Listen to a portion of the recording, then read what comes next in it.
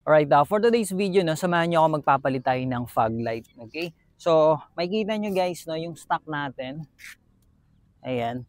So, halos napakahina lang ng mga fog light natin. So, parang wala na siyang silbi talaga kapag malakas yung ulan. Hindi na natin nakikita yung pinaka natin, no, daan. So, tara, makita nyo, napakaganda ng packaging, no. So, binili natin to guys kay Tofu. So, napakaganda at napakamura lang nito guys. Tofu, sikat na sikat tong brand na to. Sa iba guys, alam nyo magkano bentahan nito? Hindi ko na sasabihin. Talagang mahal.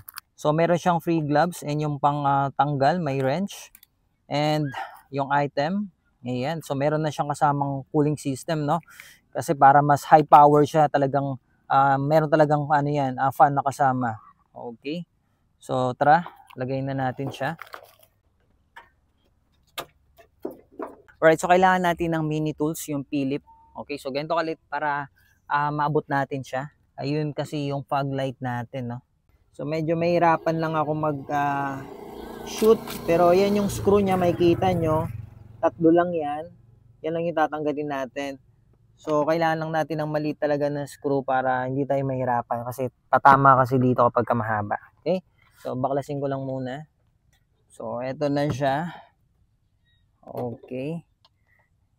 And then ito yung lock button niya. Press lang natin yan, then hilain natin, no. Alright. So ang socket type nito guys is L1B. So open lang natin. So may kasama tong pambukas, no. Alright, then twist lang natin. Tapos hila.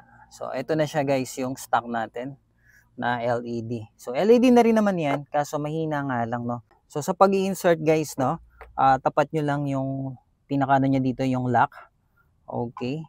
So yan, makikita nyo naman dyan. Align nyo lang. Pagka naka-align, push nyo. Tapos pihit lang natin, twist lang. Yun. So pag tumunog, okay na yun. So dito sa socket, makikita nyo, may lock din yan dyan. So align nyo lang. Okay. So pagka tumunog, okay na yun. Tapos lagay natin tong lock. Yun. Tapos balik na natin. So hindi po natin masisilip, no. Medyo, ayan. Tapos tingnan nyo na lang doon.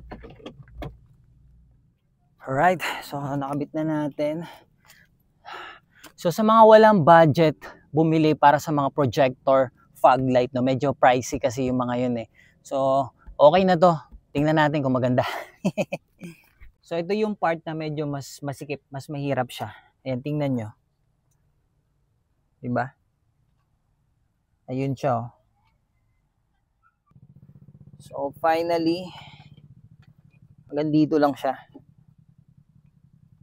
Ayan. So ingat lang kayo guys, no, kasi baka mamaya masagi nyo to.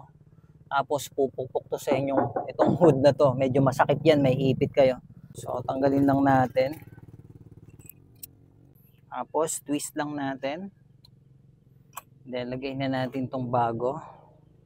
Align lang natin. Tapos twist. So pag mahigpit na, okay na yan. Balik na natin yung lock.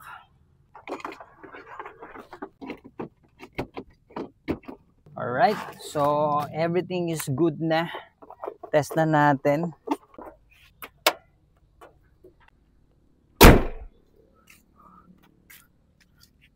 White, yellow, white, yellow. Mamaya makikita pa natin yan kapag medyo madilim na. Alright, so ito na, test na natin. White. So naka medium tint po tayo na. Ayan. Ito naman yung golden yellow. Diba? So napakalawak din ng kuha niya. Ayan. Makikita nyo. Sakop niya yung 200. Diba? And good thing, hindi naman siya nakakasilaw.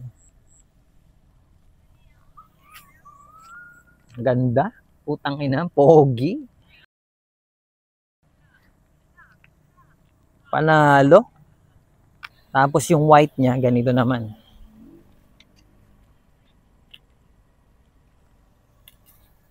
Oh, di ba? So mas malawak yung nasasakupan ng yellow and mas malayo siya. Okay? So hanggang dito lang siya. Ganda, oh, may beam pattern din, no. Ang ganda, panalo. Napakasulit.